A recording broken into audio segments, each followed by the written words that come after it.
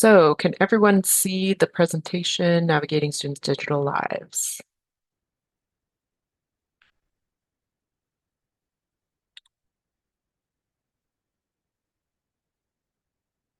All good? Okay, perfect. Well, thank you all for being here and welcome back if you were already here this morning for our first session on sexual relationships. This afternoon, we're talking about students' digital lives. And before we start, I just want to take a couple of seconds to present ourselves and some important information about this workshop.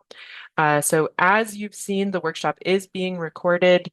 There's some people who can't be here right now and would like to view it afterwards. So, just be aware of that. It's going to last an hour and 30 minutes, and there's lots of different interactive moments during the workshop. We'll talk about that a bit more in a couple slides. And we created this workshop just for this occasion. So we're very excited to be presenting it to you today. The topic is very relevant to all ages, but especially youth. We'll be navigating young people's digital lives, the legal challenges that come with that.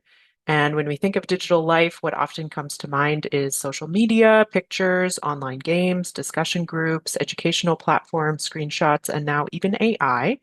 And these tools are very much entangled and anchored into young people's day-to-day lives. So the objective, of course, is not to make legal experts or police officers of you. It's rather to give you clear references in connection to these digital challenges that youth may face. And so we want to help you notice and address some red flags that might come up. And we're going to focus on what you can explain to students, how and when to guide them in different situations, how to intervene preventatively, and how to avoid normalizing certain situations that can be harmful, even if they don't seem like a super big deal at first. And before I move on to the next slide, just wanted to introduce myself. Rebecca Schur. I've been working at Éducaloi for around 4 years and focus primarily on Quebec's English-speaking communities. And Sophia, I'll let you introduce yourself as well. Hi everyone.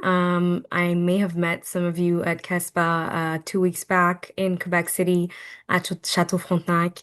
We're really happy to have you here today.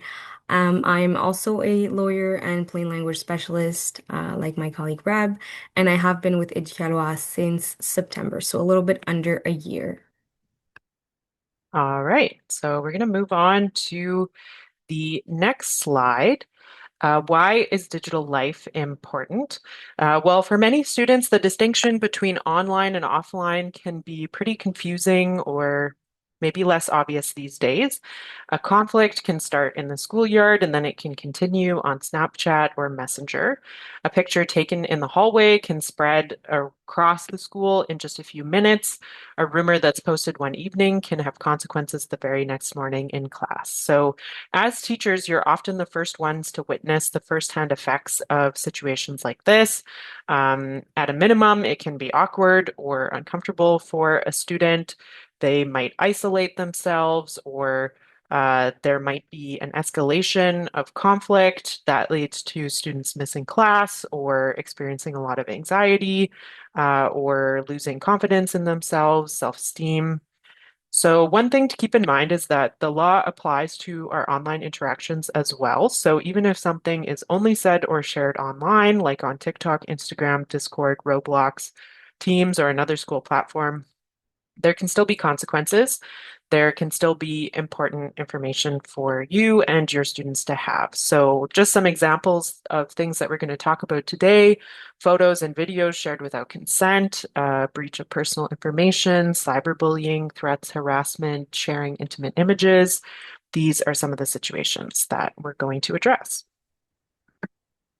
So for those of you that are not familiar with Éducaloi, we're just going to spend a couple of seconds just refreshing your memory or teaching you about our organization. So Éducaloi is a nonprofit organization that has been existing, since the year 2000. So it's just been a little bit over 25 years, and it is a neutral and independent organization. Our mission is ultimately to explain the law to the general population of Quebec in everyday language and to help them develop their legal knowledge and legal skills actually by designing and producing reliable and accessible legal information and legal education tools. So for those of you that don't know, our website has a lot of different contents. We have around 1,700 contents on various topics of the law. And it includes different formats such as articles, videos, pamphlets, guides, on various subjects. It could be criminal law, labor law, subjects that relate to students, like we're seeing today, and many more. We also have a specific website that is dedicated to school communities with ready-to-use tools that include complete teaching kits. And if you go ahead and sign up on that website, which is called Legal Life Skills, you can be paired with a legal professional that comes into your classroom and that actually gives the presentation, gives the workshop to your students. Also, our contents in our workshops are adapted for schools in Quebec, so they conform to the new program that has been established not too long ago. So just a quick little icebreaker before we get started. We want to get to know you guys a little bit. And so we wonder, what level do you teach? Is it A, preschool or elementary, B, secondary 1 and 2, 3, secondary 3 to 5? Are you teaching professional education or adults or even other? You may or may not be a teacher. So we just want to know who we're presenting to today. And obviously, if you feel comfortable, you're more than welcome to answer. If you don't, that's also totally fine. And you should see a Zoom poll pop up on your screen. Mm-hmm. And that's where you can fill out these answers. If you don't see that, you can also answer in the chat. I see a couple people in the chat are saying B and C, so that would be secondary 1, 2, secondary 3, 5. Mm-hmm. There's another question in the Zoom poll as well. How comfortable you feel when discussing digital matters with your students. So if you're in the Zoom poll, you can answer both of those questions at the same time. If you're in the chat, you can also just say whether you feel very uncomfortable, somewhat uncomfortable, comfortable but still learning, or very comfortable.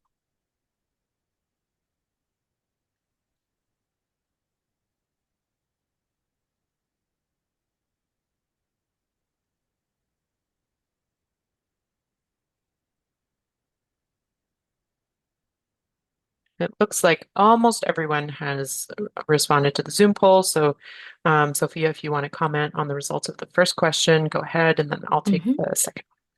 Sounds good. So we seem to have a lot of teachers that teach at preschool or elementary. We have about 62% of you guys. And then we have about 19% that teaches to secondary 1 and 2, followed by 14% for secondary 3 to 5. And finally, we have a 5% of our audience that does something else that doesn't necessarily teach, I presume. And I see some more people in the chat that said secondary 1 to 5. So moving on to the second question. Most of you feel comfortable discussing digital matters with your students, but you're still learning, which totally makes sense because these platforms are changing quickly. There's always new ones that are popular with young people. So it's very normal to feel like you're constantly having to learn new things to be able to have these conversations. And we don't even need to know the details of every app in order to intervene and to help students understand some best practices and good things to keep in mind while being online. For example, consent, respect, privacy, safety, responsibility, repairing harm. Those are some examples. And then, other than that, some people are somewhat uncomfortable, and one person is very comfortable. So it's good to see where you're all at. And we'll move on to the objectives of today's workshop.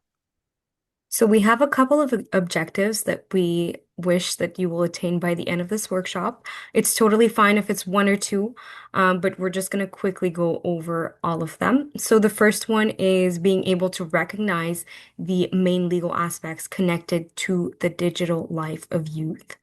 Secondly, we hope that you're able to identify the legal risks that are relevant for schools, whether that's the school in its entirety or your classroom.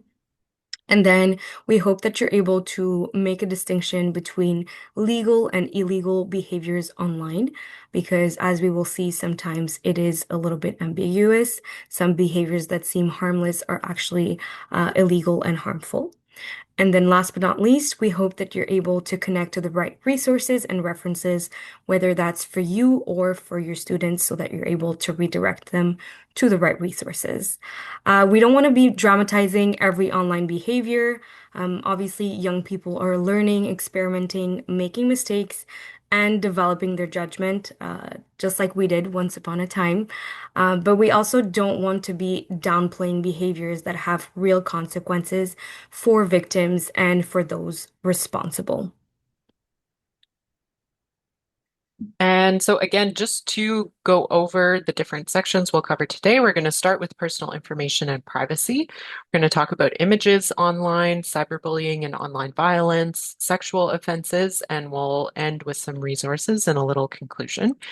There will be a break in the middle, and there will be different questions and mini scenarios throughout the workshop. So I'll pass it back to Sophia to explain how you can participate today. So just a quick recap on a few instructions for today's workshop before getting started. So as most of you or all of you have actually done, please keep your microphone muted, just so it ensures a smooth workshop for today.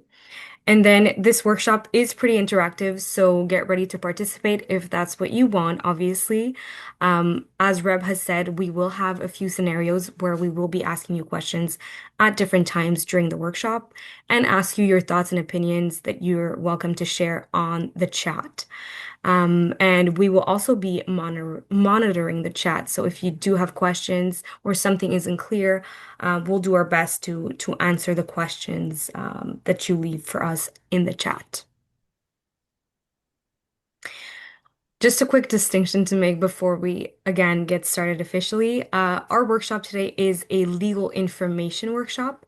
It's not a legal opinion workshop, and I'm just going to take a couple seconds to make the distinction between these two concepts.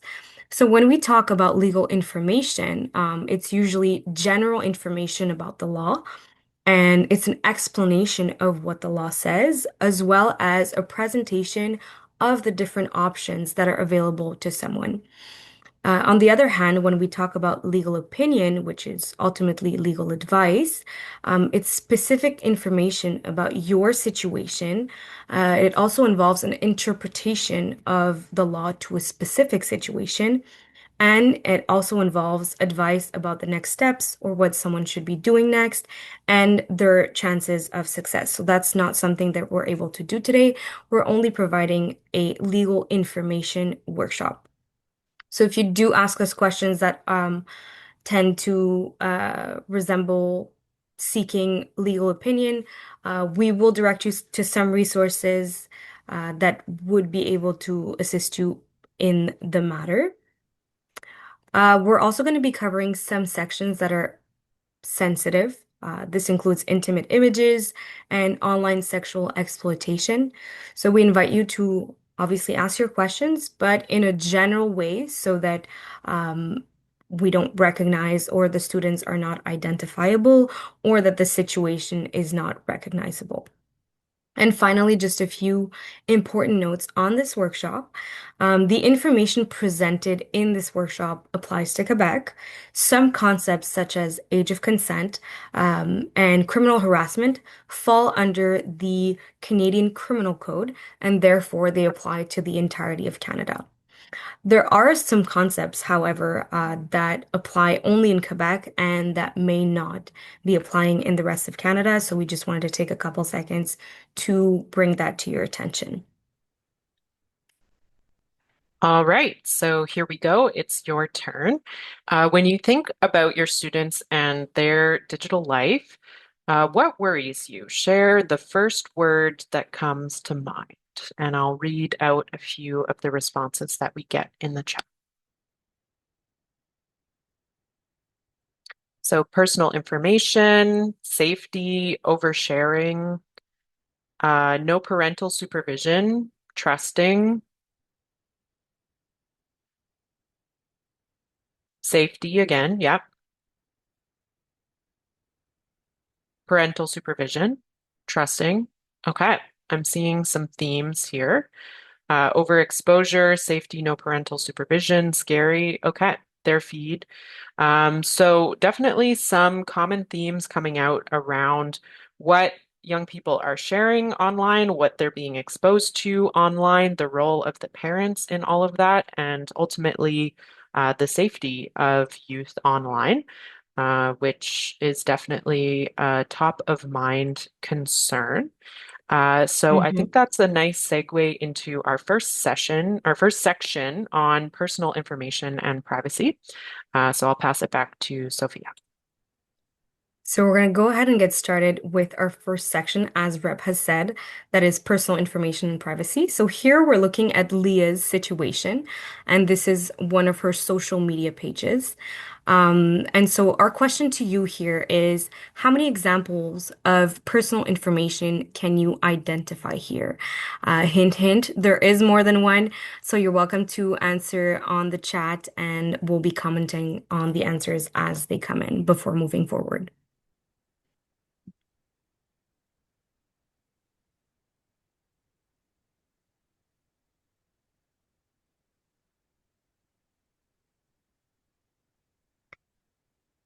We have seven, more than six, five,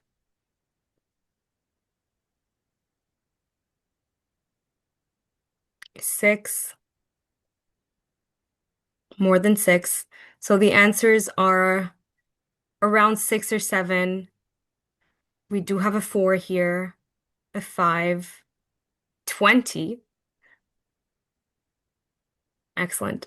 So we're actually going to be moving on to the next slide and see what are the personal information that are on Leah's page. So first and foremost, we have her name, which is a personal information of itself. It is enabling her to be identified. Then we have her picture. Although we do not see her face, and we will be addressing that in a couple of seconds, it is still a picture that makes her identifiable, whether that's by her hair, her sweater, her backpack. So definitely personal information here. We also have her social media username that is identifiable, that makes her recognizable because usually social media will ask for a unique username. And then we have her age, her school name, her city name, which is Montreal. And I would even beg to differ and say that dance, travel, and photography and music, combined with the other information, may become a personal information. And we're going to address that in the next slide. So, personal information is very broadly defined. It ultimately is any information that can identify you, whether it's directly or indirectly, as a person. So, this information may relate to your social or family situation, your health, your finances, or your work. So, on the screen here, you have a couple of examples, and I will name a couple of additional ones. So we have your first and last name, your home address, your personal email address, your phone number, your age, your marital status, your driver's license number, your field of study, the level of your education, your sexual orientation, your political opinions, your religious beliefs, your nationality, your social insurance number, and your bank account numbers, as well as many other examples. But these are just a couple to give you guys an idea. A piece of information doesn't obviously have to be as important as a social insurance number to be considered personal. A photo, as we saw in Leah's situation, a nickname, a schedule, a school uniform, a geolocation, or even a combination of certain pieces of information can make it possible to identify someone and count as personal information. So, as we saw in Leah's scenario, although dance and travel and etc. aren't personal information alone, when we combine them to all the other information that's on her social media page, they could be considered a personal information as well. And so that being said, I know that our slide with the answer focused on the information in the bio, but all of the pictures that are posted to Leia's page could also ultimately reveal certain things about her. So we're going to continue this example. We have an email on screen. So it's someone who is Marie-Pierre Tremblay is writing to Mr. Gagnon at a school. So Marie-Pierre is Leia's mom, and she's writing to Leia's teacher because she's concerned about her daughter. Hello, Mr. Gagnon. I know you've recently talked about social media with students, so I wanted to write to you. I've discovered that my daughter Leia, who is 15 years old, has a TikTok account with more than 200 followers, some of whom I don't know. Her location is on, and she lists your school in her bio. When I bring it up, she just responds that everyone does it. I'm concerned and don't know what else to do. Thank you, Marie-Pierre Tremblay. So our question for you is, which detail in this email stands out to you the most? There's no right or wrong answer. We're just curious what jumps out at you, so you can write your answers in the chat.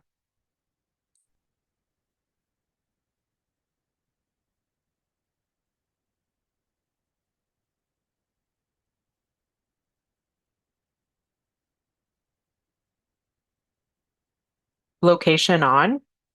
Yep, that seems to be jumping out to a lot of people. Can totally understand why. Location is definitely something that can be more dangerous online because it can help someone find you in person. And creates a close link between online and offline life. So that totally makes sense. School name, even more specific. So again, that could be a real safety issue for sure. And I saw a couple people pick up on everyone does it. So it seems like Leia doesn't see this as a big deal, even though we're seeing a potential safety concern here. So, yep, that's great reflex. You're seeing the red flag of sort of minimizing a behavior that could be a safety issue, and just saying, well, everyone does it. And that could be true. More and more people are doing it, but it is important to be aware of the safety risks that can entail, especially when it comes to young people.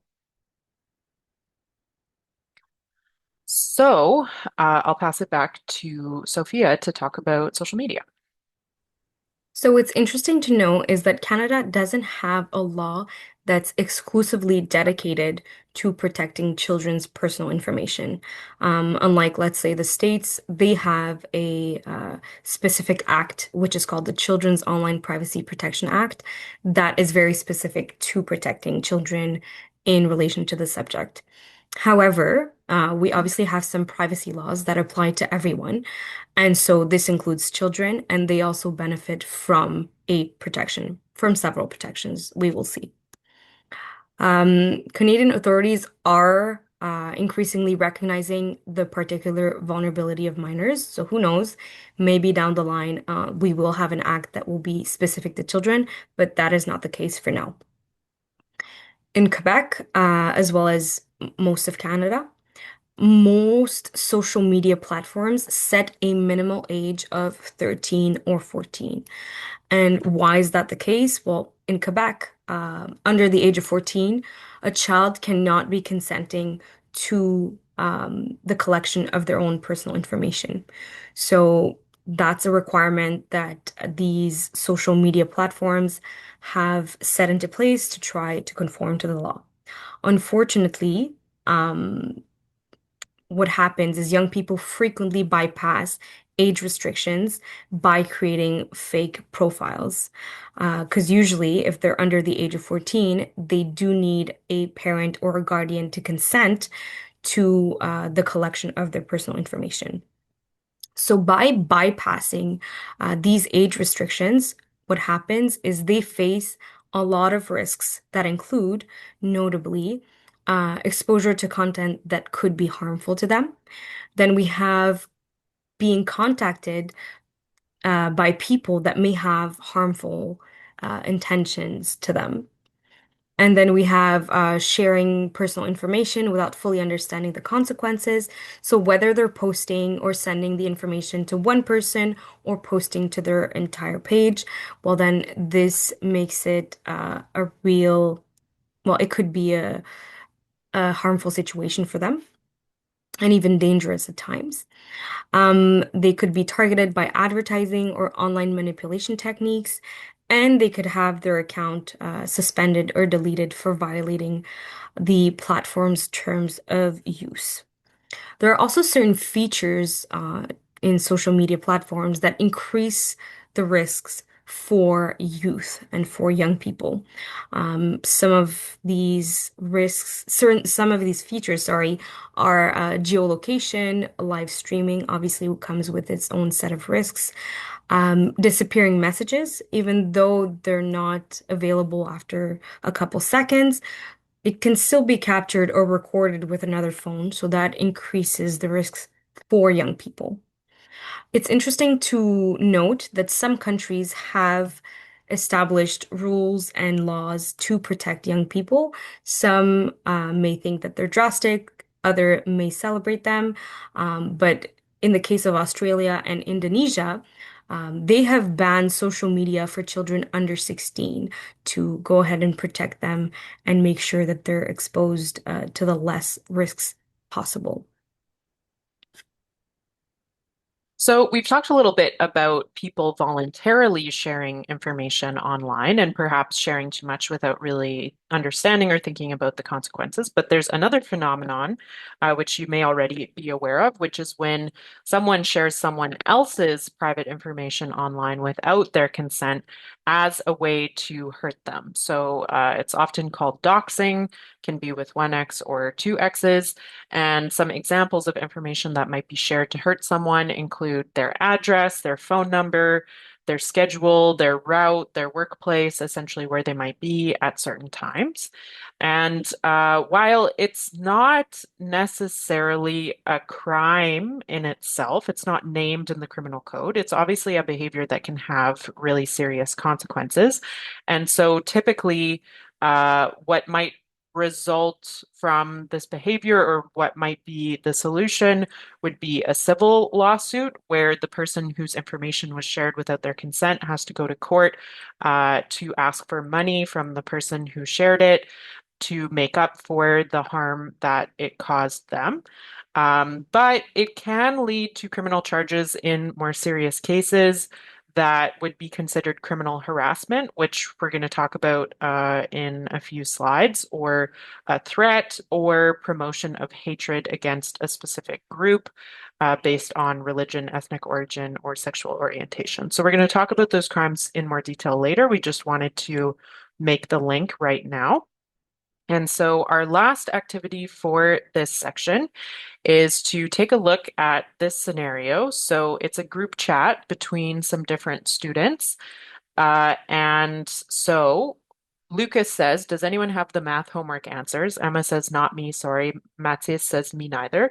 Antoine says, since Teo never wants to help anyone in class, I'll help someone else instead. Here's Teo's number, call him and spam his calls. And Chloe says, are you serious? And Lucas says, that's not cool, man. So according to you, when Antoine sort of calls Teo out for not wanting to help people and then shares his number and encourages people to spam him with calls, would you consider this to be doxing, yes or no? And you can write your answer in the chat. Okay, so I'm seeing a lot of yeses. Perfect. Yeah, so we have Teo's personal information being shared without his consent. And we can see that the intention is to spam him, which is harmful, to receive a lot of calls. That can be very stressful. So yes, this is an example of doxing, if that's something that you were not already familiar with. So I'll pass it back to Sophia for images. So this concludes our first section on personal information and privacy, and we're going to be moving on, as Rep said, to our second section, which is on images. So usually a person's consent is required before publishing a photo or video online if the person can be identified. It's important to know that someone's face is not the only way to identify them. There could be personal characteristics that enables them to be identified, such as a tattoo, a uniform, as we mentioned previously, or some other distinctive elements that could identify them. There are, however, some exceptions to this rule. The first one being if you take a photo of a crowd at a public event, such as, let's say, a hockey game or a festival, you don't obviously need permission from every single person in the photo. Public figures are also subject to different rules. So these are the two main exceptions. A quick note on consent. The consent to a photo or a video has to be free and informed to be valid. So saying yes without fully understanding the consequences is not considered true consent. The same goes for, let's say, agreeing to be photographed. It doesn't necessarily mean that you're agreeing to have the photo published on the school's social media account or another student's social media account. But by posting a photo on a public Facebook page, a person could be considered to implicitly consent to its use and publication. Courts have concluded that this image has entered what we call the public domain. But you can still go ahead and ask those platforms such as Facebook, Instagram, or YouTube to remove those posts. Sorry. Just a quick second as I find myself in my notes. So if published information or images cause harm to someone, a court could be ordering the publication to be removed, but also the court could be ordering payments for the damages to compensate for the harm that was caused to the person. Now, a quick note on intellectual property. The person who owns the copyright to a work is the only person who could use that work. So, for example, no one can reproduce, publish, distribute, or perform a substantial part of a work without the permission from the copyright holder. So obviously online, what occurs is there are a lot of intellectual property issues that can happen. And so it's very important to be careful, even if you're a student that's publishing different things, you could be confronted to intellectual property issues. If you do want more information on intellectual property, we do have some articles on the topic on our website.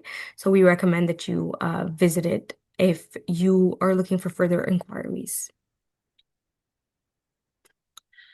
So just to wrap up, some of this sort of applies to the first section on personal information and privacy. Some of it relates to images, but there are some good reflexes that you can talk about with your students and teach. So first and foremost, strong and unique passwords and multi-factor authentication are super important.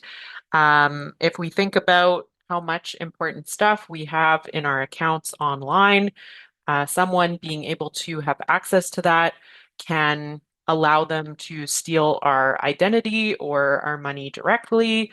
It can allow them to pretend to be us and then defraud other people, or maybe even, try to blackmail someone based on things that they found inside their private accounts. So, The most important thing is to make sure that accounts are secure.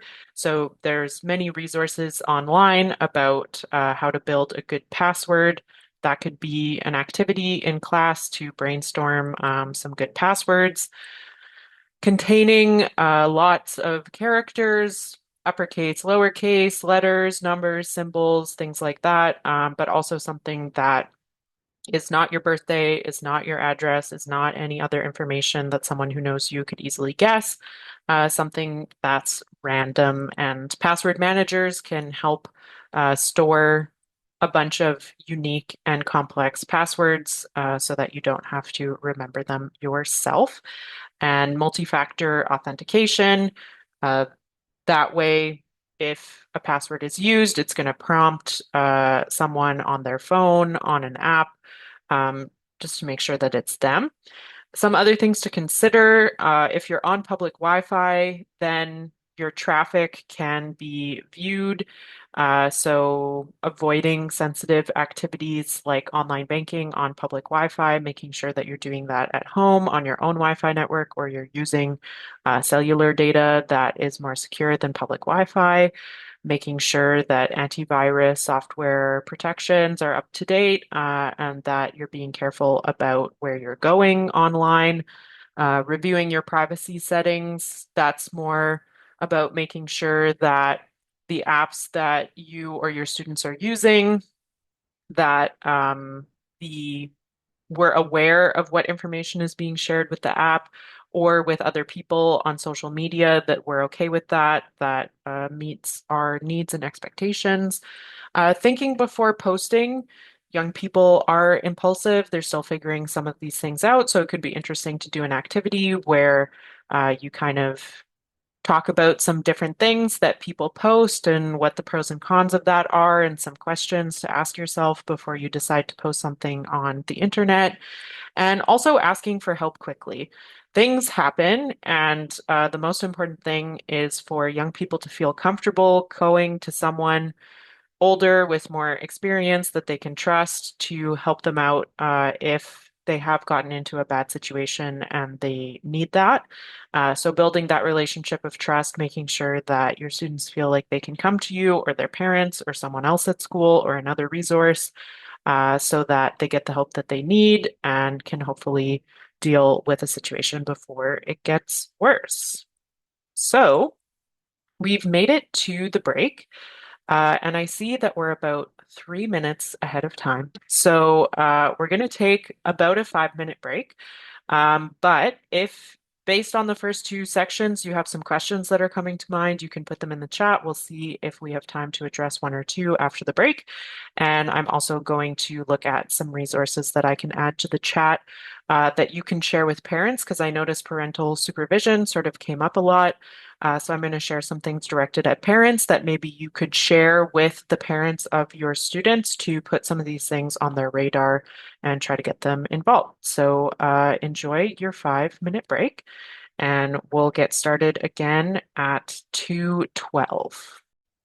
Okay, it's 2:12, so we'll keep moving along with our next section on cyberbullying and online violence.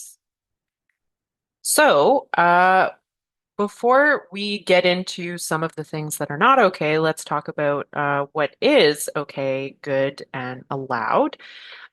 Freedom of expression. So that is one of our basic important rights in Canada that allows us to share an opinion, debate a topic, criticize something, participate in online social life. So basically, the freedom to express ourselves within certain limits, because it is a protected right, but it is not a bulletproof vest. And so freedom of expression does not protect certain behaviors that are harmful and not valuable, including threats to people, harassment of people, defamation, hate speech, and sharing intimate images. So we are going to talk about all of these things in this section.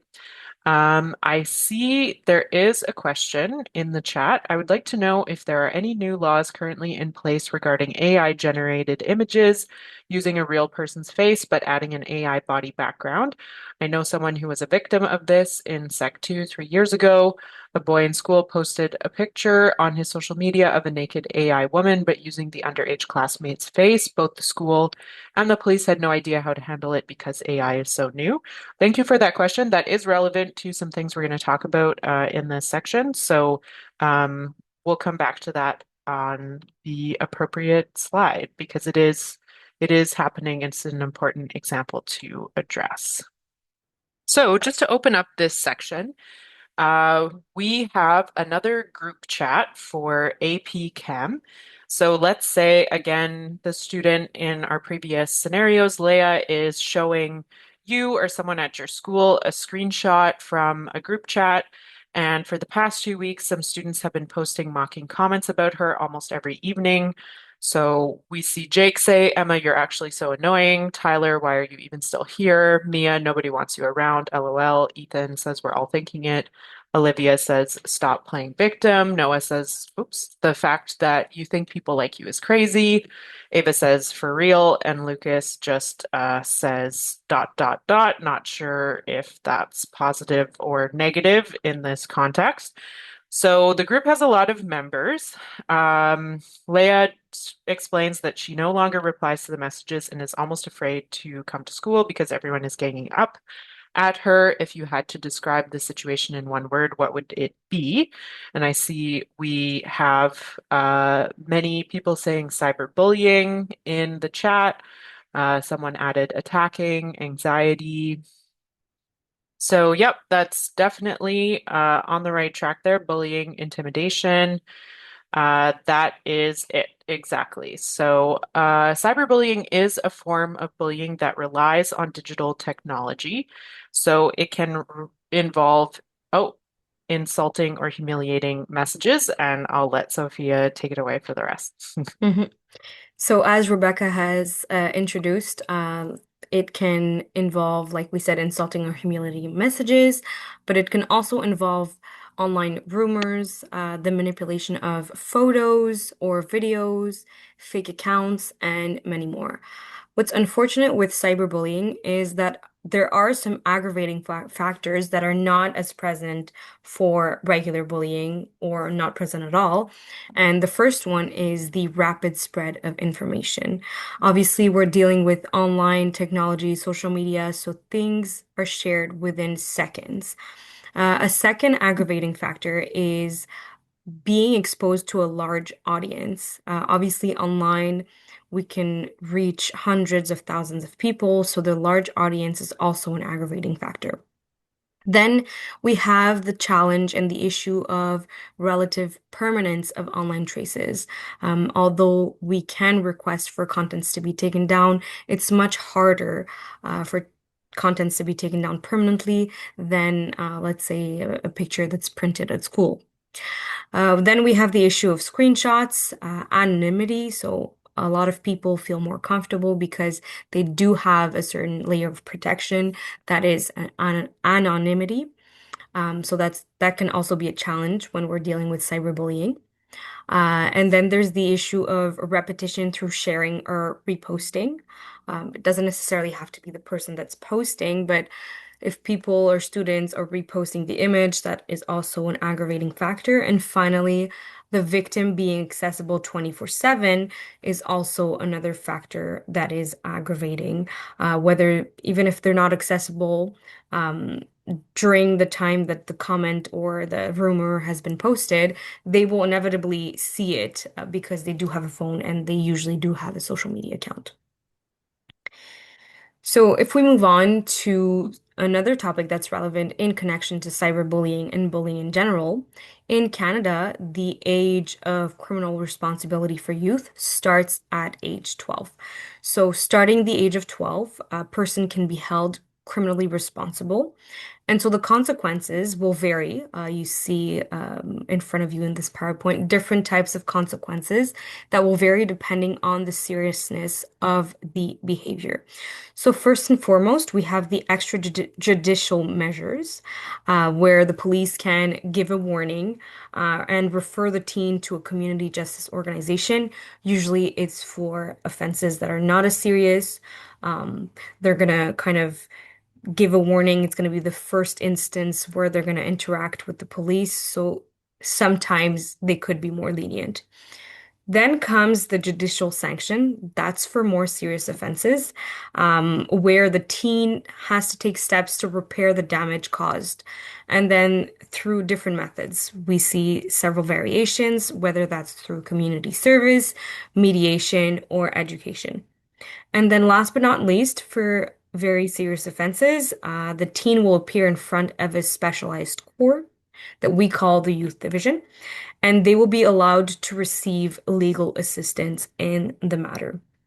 So if a teenager is suspected of committing a criminal offense, the police opens a file as soon as they intervene. That's how it happens. This is called a youth record. These records have a lot of information on the youth, and this includes the youth's name, obviously, their date of birth, their fingerprints, a photography of them, a photograph, and details of the police intervention, what happened, what required for law enforcement to be involved. And then, depending on how the case develops, the file could also contain additional information, such as the charge, the extrajudicial measure or sanction that was imposed to the youth, the sentence received, and the information that was gathered by the police during the investigation of that offense or of these offenses if there are more than one.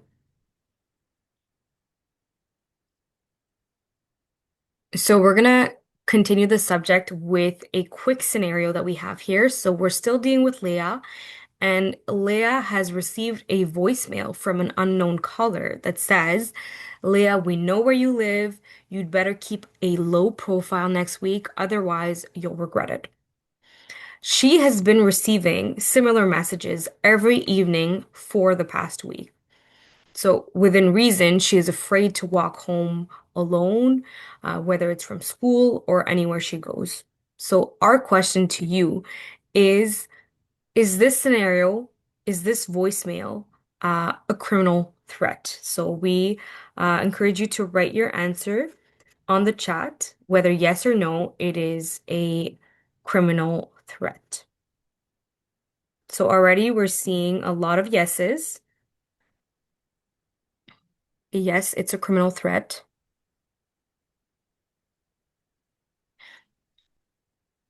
So the audience seems to be unanimous in their answer that it is indeed a criminal threat. So now I'm going to be passing the mic to Reb, which and who will be presenting you threats. Yeah, so definitely a threat of some kind. We just want to keep in mind the difference between threats in general and criminal threats.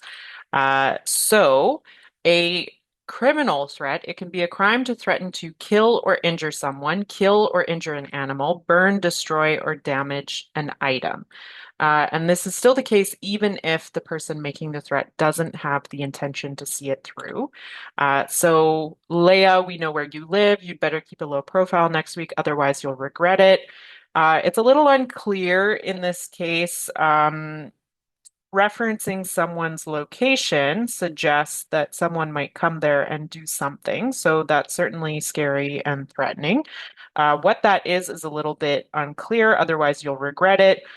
We don't know what that means, why Leia might regret it. So, um, obviously, it's not okay to threaten someone or make them feel scared, but we just have to keep in mind that the bar for it to be considered a crime is pretty high, and it has to be a threat to kill or injure someone, their pet, or damage their property in some way. And there must be an intention with those words to intimidate someone to want to be taken seriously by the person that you're threatening. But on the other hand, it's not necessary to prove that the person actually had a plan to go and do the thing that they were threatening to do. Just threatening to do it is enough in and of itself. So a statement made in anger can still be taken seriously, especially if the victim is afraid or if the threat is specific. So even a single threat made through a comment or online post can constitute a crime, even if the person never intended to act on it. Unfortunately, I think we see this a lot with elected representatives. A lot of them receive a lot of death threats or threat to harm them or their property online. So that is something that could be considered a crime. Kill or injure someone, it can also be their loved one. It doesn't have to be them themselves. If you threaten to someone that you're going to hurt a member of their family or a friend, that could count as well. Criminal harassment is another thing to keep in mind and be aware of. So that's a little broader. It's behaviors that are intended to make someone fear for their own safety or a loved one's safety. And some examples would be repeated messages despite refusal, online or offline surveillance, creating different accounts to stay in touch, stuff like that. Maybe repeatedly following the victim or someone close to them, watching, going to their home, going to another location that they often go to, and just generally behaving in a threatening way toward the victim or someone close to them. And it's the goal is to cause the person physical, psychological, or emotional uh, fear for their safety or for the safety of someone that they know. So if we think about our example with Leia, depending on the situation, maybe that's something that could fall into criminal harassment, even though it's not any of the specific criminal threats we just looked at. Some other contexts in which you might have heard the word harassment might be discrimination. So in that case, it can still be illegal and a problem to harass someone or discriminate against them based on some sort of characteristic. But if it doesn't involve them fearing for their safety because of some of these behaviors, then it might not necessarily be criminal harassment. It might be something that would go through like the Human Rights Tribunal process, or there's also harassment issues at work that go through the labor board. So, harassment is a word that we hear in a lot of different situations, and it's just important to know the difference between what is considered a crime and what is still against the law but needs to be addressed in a different way. And so, one protection to be aware of is a civil protection order. So even if something is not considered a crime, if someone feels unsafe and the police say, unfortunately, based on our criteria, like we don't feel like we can step in, someone can still go to a civil court and ask for a protection order against someone that they feel unsafe from, asking that this person no longer contact them. And in that case, if someone has a protection order from a civil court and the person does not respect it, then not only could the civil court potentially do something about that, that in itself could also become a criminal offense that could be dealt with through the criminal court system as well. Another one to watch out for is extortion. So extortion is forcing someone to do something to gain an advantage by using threats, accusation, or violence. So that can look like send me a picture or I'll share a picture of you, or give me your password or else I'll dot dot dot. And finally, send me money or I'll send a screenshot to, example, your parents or your peers. Um, as you might have guessed, extortion is a crime, but it is not limited to money or physical objects. Online extortion can involve images. It can also involve passwords, favors, information, subscription, or even silence. And so this topic connects very closely to um, another crime, which is sextortion.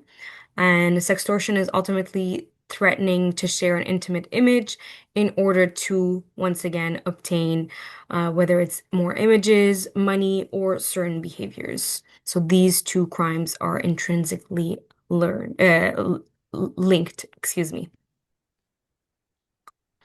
And so the next one that we're going to see is defamation. So everyone has the right to express themselves and share their opinion, and that is the right to reputation. But everyone also has the right to protect their reputation. So these two rights are very much related. Depending on the context, the law recognizes that a harm to a person's reputation, which is also called defamation, may occur when, here we see in the PowerPoint, someone communicates false information maliciously with the intent to harm, or someone shares harmful information they know is false or should know is false.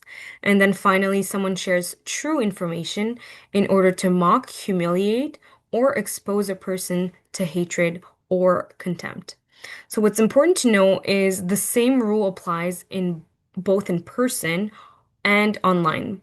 So the right to your reputation still continues to exist behind a computer screen. Harm to reputation can be caused by different mediums. We could think of words, images, or videos.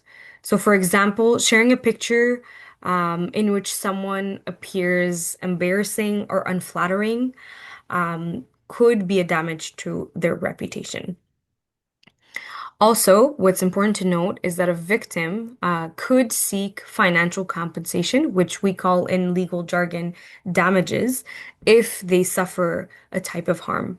And so reputation is definitely protected by the law. And something else that's important to know is a person can still be held responsible even if they're only reposting or resharing a content. Although it doesn't seem to be as damaging, their responsibility could still be engaged. And something else to note before we move on to the next slide, even though something is true, it doesn't automatically give someone the right to publish that information for the purpose of humiliating another person. So we have a scenario to introduce a new concept.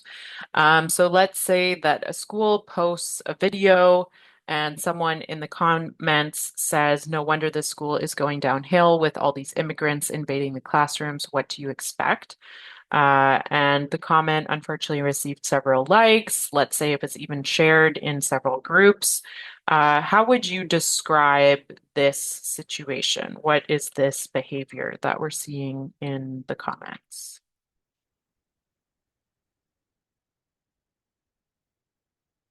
Hate crime, discrimination, hate speech, more for discrimination and prejudice. That's a new one. Yeah, thank you. So, yeah, I mean, there are many ways to describe this situation that are all true in different senses. In a legal context, we typically refer to this as hate speech. So, it is illegal to threaten an identifiable group of people. Um, so again, let's just make a distinction between what rises to the level of a crime that can be prosecuted and what is still not okay, but would maybe need to be addressed by different means.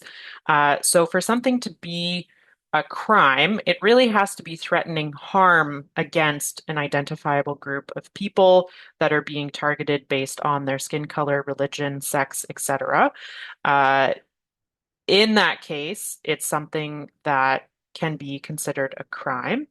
And otherwise, um, we can still, you know, take issue with people speaking negatively about a certain group based on their characteristics. And there may be other options, other recourses, other ways to address that behavior if it's not rising to the level of a crime by like threatening harm against a group.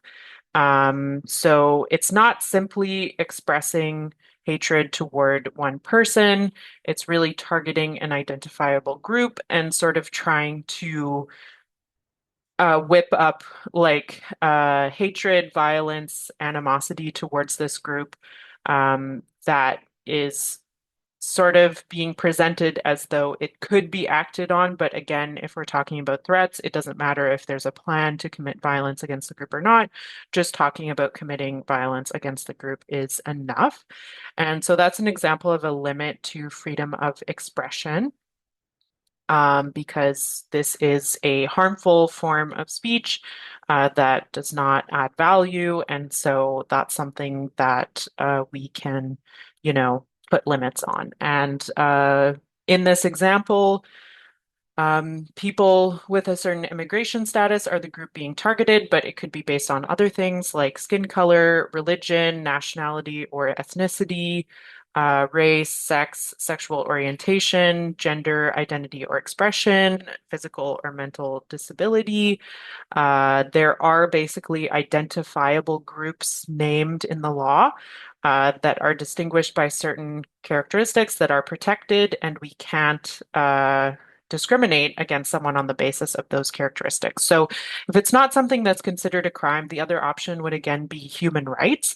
Discrimination was said a lot in the chat, and maybe that's more appropriate for this situation where a certain group is just being talked about badly, but no one is necessarily threatening violence against this group. In this specific comment, that could still be something that could be considered discrimination or harassment that could be addressed in a human rights context. So, in that case, that could be another option to talk to the Human Rights Commission about that. So, there's a question in the chat. So, legally speaking, the difference between discrimination and hate speech is the specificity or intent to harm. Um, Again, if we think about threats that are criminal, for hate speech to be considered a crime, I'm just going to check the specific way that it's described in the criminal code while we move on to the next section, and I'll come back with just kind of how it's stated in the criminal code. And then again, just a little bit of simplifying on top of that to sort of better distinguish discrimination in a human rights context and hate speech in a criminal context. So we're going to go ahead and move on to our fourth section, which addresses sexual offenses.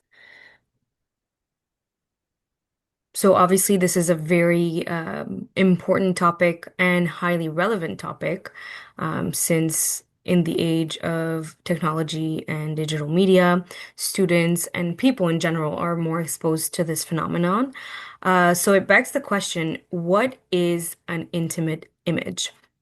So, an intimate image can include an image with sexual content showing mainly the genitals, breasts, or buttocks. It can also be an image showing a person engaged in explicit sexual activity that often involves nudity.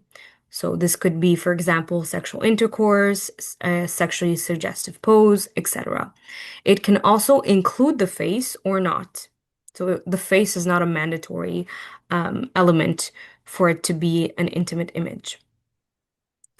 And so explicit sexual activity, it means more than a kiss or a caress, as you might have guessed. An intimate image is sometimes a photo or a video that a person takes of themselves, but it can also be a photo or video that's taken by someone else with that person's consent. And finally, in other situations, it could also be images or videos taken without the person's consent. So if we think of examples here, we can think of pictures or videos that are taken, let's say, in a locker room after a physical education class, but it can also include, as one of the participants had mentioned, AI generated images. So this can also be considered sharing intimate images. And we're going to be seeing the crime, the offense that is related to this in the next slide. And before we do, I'll just jump in with a bit more detail about that. So AI generated images, the current situation is this. Again, the difference between criminal options and civil options. In this case, the definition is a little bit different, and AI is one of the things that are different between the two definitions. So, for something to be considered an intimate image for the purpose of the crime, sharing intimate images, it's really a picture of the person. The question of AI has come up, and at this point, court's position is generally that based on the wording of the criminal code, it's about an image of the person, and AI generated images that are fake do not necessarily fall into what the wording of the crime is. But on the other hand, the province of Quebec has also created a law with the purpose of protecting people from their intimate images being shared. And in their definition of intimate images, they explicitly include images that are AI generated. So when we say that those can be included and considered, it's for the civil recourse, which is that if anyone is aware that an image of themselves is out there, there's a form that you can fill out on the Government of Quebec website to get a civil court to create an order to have that image be taken down or destroyed. If it's in someone's possession or taken down if it's been shared somewhere. And through that process, a person can also ask for money to compensate them for their intimate image being shared. Whereas the criminal route is more about someone being accused of a crime, receiving a sentence if they're found guilty. And for that route, the definition of intimate image is a little more restrictive and currently does not include AI generated images, although the current federal government has talked about passing a law in order to have them be included in the future. So, Thank you so much for that, Reb. So now we're going to be moving back to the criminal route of sharing intimate images. So the acts that you see on screen that are forbidden without consent are sharing the image, posting the image, sending the image, or showing the image. And just to refresh your memory, as Reb has said, this does not include AI generated images, but rather real images of the person if we're talking about the criminal route. And so it is a crime that is punishable by up to 5 years in prison. And it remains a crime regardless of the method that is used to share the image. So whether that's private messaging, text messages, social media, email, and even printing the image and sharing it, distributing it, or showing it. It also doesn't matter how many people receive the image. So even if the image is shared with only one person, that's enough for it to be potentially qualified as sharing an intimate image. So if a student, for instance, shows an intimate photo of another student to a friend on their phone without consent, that could also be considered a crime. And one more, sorry, I'm just continuing to think about differences between the two definitions. One other difference is lingerie.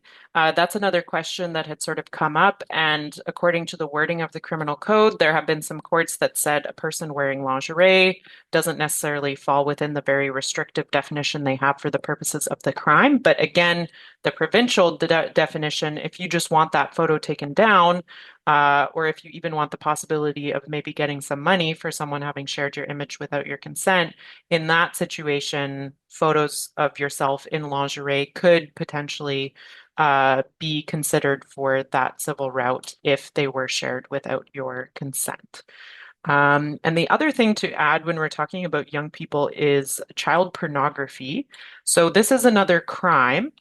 It's now referred to in the law as child sexual abuse and exploitation material, but that's very long, and I'm sure most of you are more familiar with child pornography or juvenile pornography. So that's the term that we're going to continue to use today.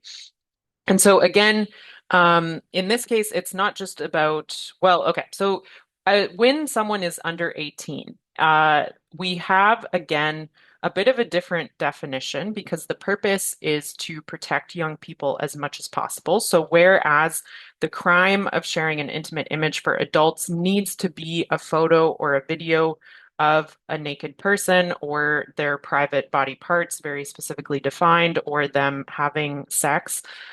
For child pornography, it's actually much larger and includes all other kinds of visual, audio, or written content. So as soon as we're talking about minors, a drawing, a sound recording, um, a video, whether it's animated or live action or AI or not, images that are AI generated or not, stories, books, other forms of writing. All of this can be considered child pornography if it involves a minor participating in a sexual activity, a sexualized representation of a minor's body, or, some kind of edit that uh, whether or not the body seems childlike. If, for example, the face, it's a minor's face, then that's something that could be included. So the takeaway is that the definition is much, much broader to include many more things. It's just about representing a minor for the purposes of making sexual content. So, yes, it's still about nudity or intimate sexual activity being represented clearly and explicitly. So we're not talking about, like a photo of a child in the bath for the family scrapbook or a kiss and a hug between family members. We're really talking about something that is for a sexual purpose. It's just that how that's represented can be much broader, and it doesn't have to be realistic or not. It can be really anything and everything, and consent does not make it legal either. And so the crimes related to that, if you make something that's considered child pornography, if you have it, if you share it with others, or if you even just access it, like it's just online, and you access it, you never download it, you never keep it for yourself, even that is considered a crime when it comes to child pornography. So that's something that's also much more broad as opposed to intimate images of adults, where the only crime is sharing it with others without other people's consent. With child pornography, there's all kinds of crimes. Basically, anything related to the child pornography is considered a crime. Again, to protect young people as much as possible. One exception that's important to know is that this means that technically, if two young people are in a relationship and they share nudes with each other consensually, that can actually be considered child pornography and engage certain crimes related to child pornography if they're minors. But there is an exception where if minors are sharing it with each other consensually and they're in a relationship, and it's strictly private. It's just between them. It's just for their own relationship and themselves. In that case, even though it's technically a crime, uh, the criminal justice system is not going to treat it as such. If there's an issue, the police are generally only going to be concerned with protecting the minors if they are now in harm's way somehow because of having done that. But two young people sharing something between themselves because they're in a relationship and they want to, there's no issue with that as long as those two people are fine with it and keep it to themselves. I see another question. If one minor did not consent to receiving the image, is it a crime? Um, so receiving the image is not a crime for the person who received it. Sharing the image with someone else can be a crime. And so, in a situation where one person did not want to receive that image and they did, that certainly could be an issue. The exception is more for two minors who are in a relationship and want to share nudes with each other and they just keep it private between the two of them. I mean, in that case, like you probably wouldn't even know because the point is they're just doing it for themselves. They're both okay with it.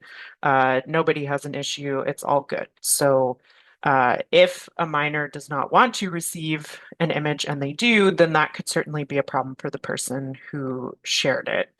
But again, the approach would probably be more about like protecting the people involved because, the minor who shared that image with the other minor, they're also a minor themselves. So, the focus is kind of on making sure that, everyone understands the consequences of their actions and can be kept safe and learn and heal from that. We have one more luring, and then I haven't forgotten the question about hate speech. I'm planning to come back to that. So we'll finish with luring online, and then I'll jump back to hate speech. So um, here's another situation where a minor might be receiving something that they may or may not want to receive. So, luring involves communicating with a young person online with a sexual goal. So, the idea is that someone, typically older, typically much older, but is communicating with a young person, hoping to, over time, gain their trust, slowly start escalating the conversation to make it more and more sexual, and maybe eventually ask them to meet somewhere for a sexual interaction or ask the young person to send photos or to touch themselves, or with the purpose of sending images or videos of themselves to the minor.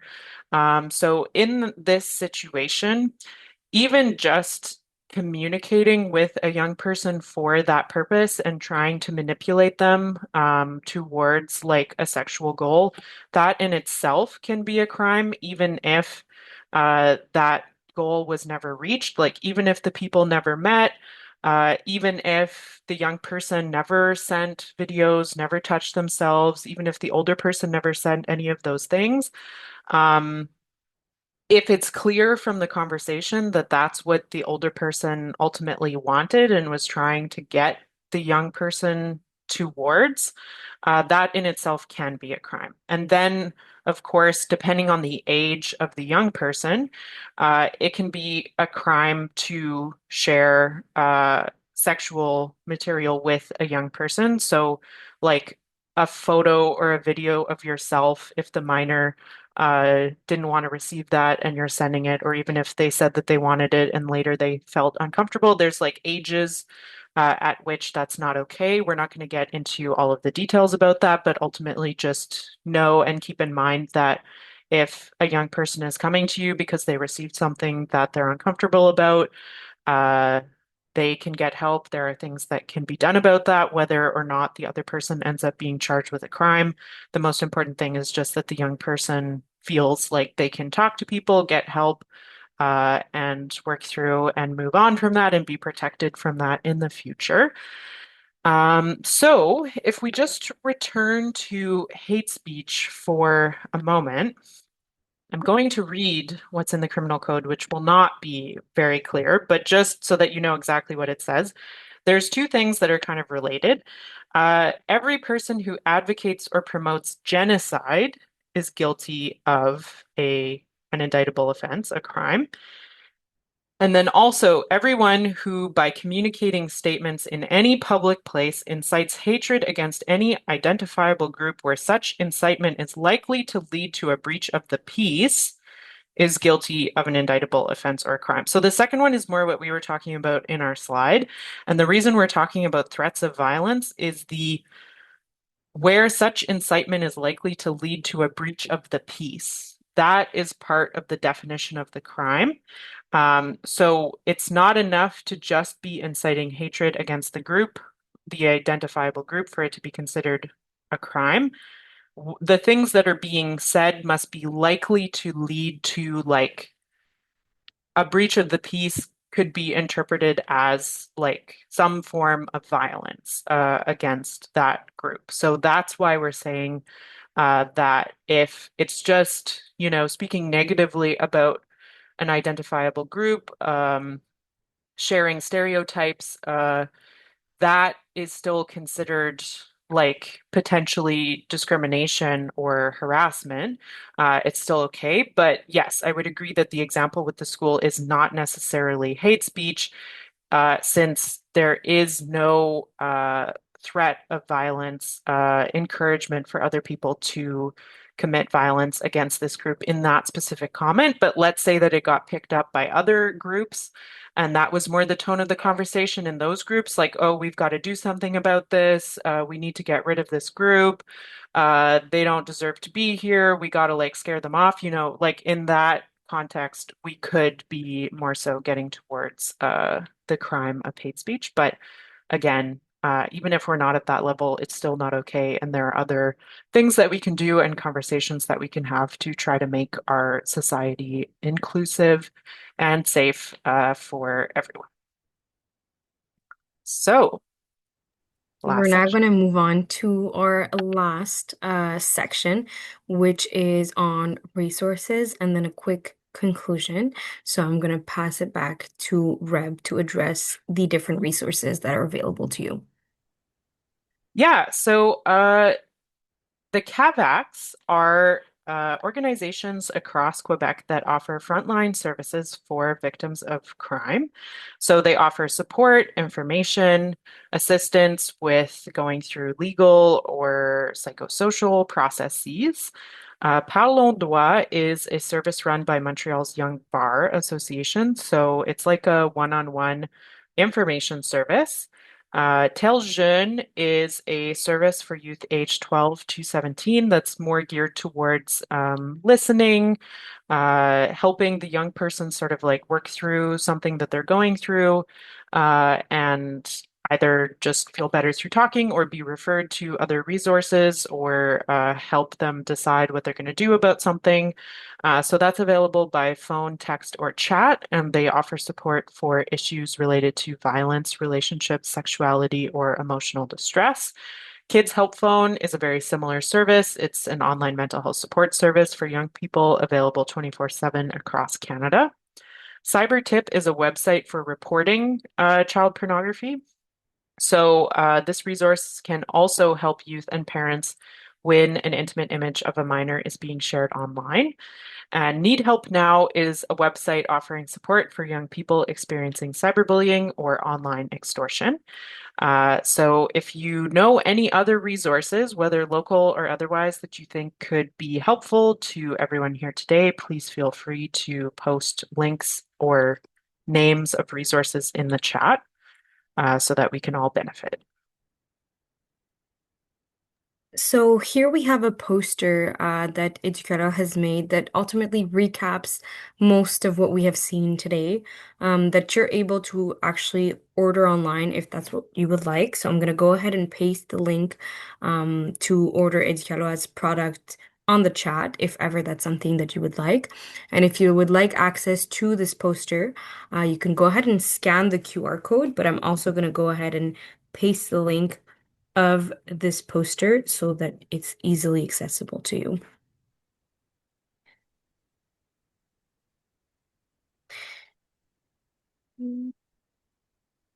And so, what's interesting to know is Éducaloi has, as we said, workshops that we offer and teaching guides. So, here, namely, we see teaching guides on intellectual property, the right to privacy, internet and the law, and many more. So, you're welcome to download them for free as they are created to help teachers integrate law in their classroom. And we will be also doing a quick activity to see how you are all feeling at the end of this workshop, as well as direct you to some of the resources that we have as Éducaloi. hmm So I put legallifeskills.ca in the chat. That is the name of our website for teachers. You may also know it as educationjuridique.ca.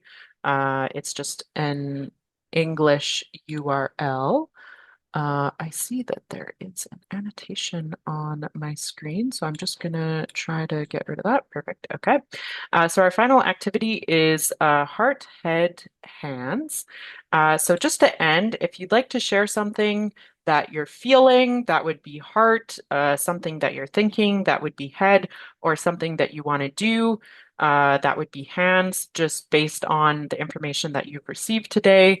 That would be nice just to get a sense of how we're all leaving the session.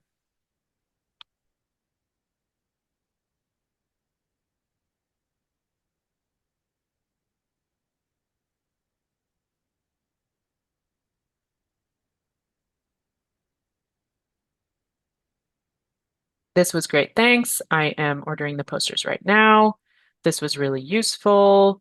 So hands would be if there's something that you now want to do, just naming what it is that you'd like to do after this session based on what you learned. Informational, everything was great, well explained. Thank you so much. This is important information that should be shared with parents and guardians, definitely. Han, thank you. Very insightful. Thank you. I feel more informed and confident about explaining this content to my students. It's nice to know exactly what the law says.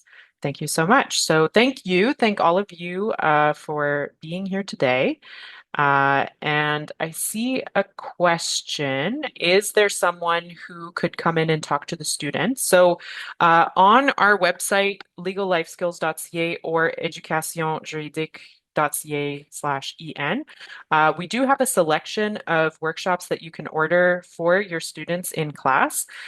So you create an account on the website, you request a workshop for your students, and then we have a network of volunteer lawyers and notaries who receive notifications about workshops that have been requested and can match with you. And then they come to your class and they do a workshop for your students.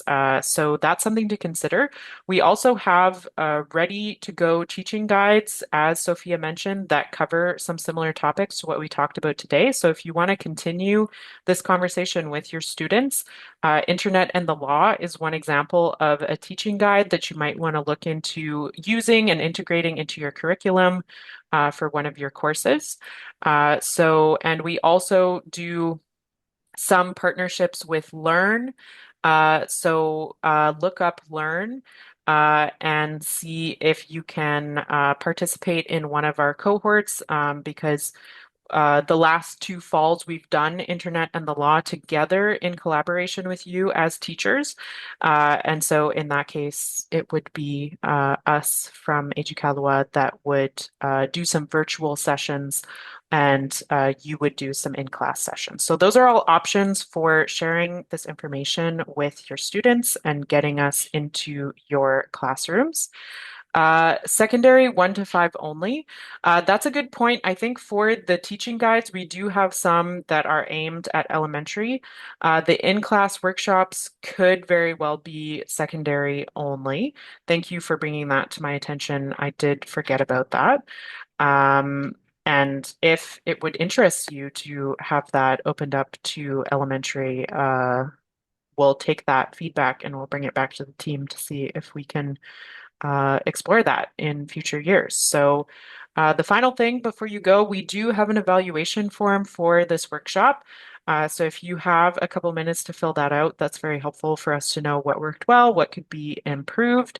And you could also perhaps in that form mention that you would love to see some in-class workshops for elementary, although I already see some comments in the chat, so I'll be sure to make a note and mention that on my end as well. And that's all we have. The link for the evaluation form instead of the QR code. Yes, please.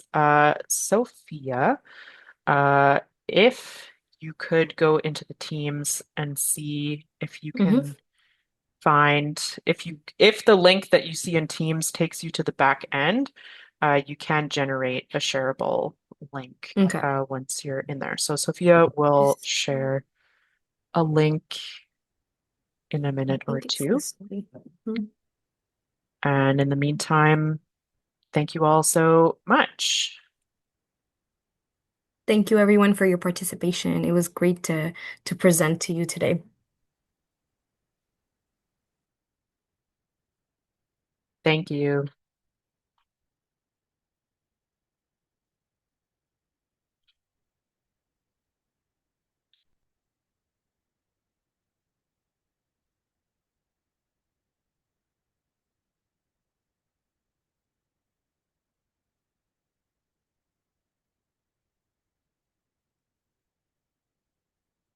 And we'll stay on for a few minutes just in case anyone has any final questions. I will stop recording now.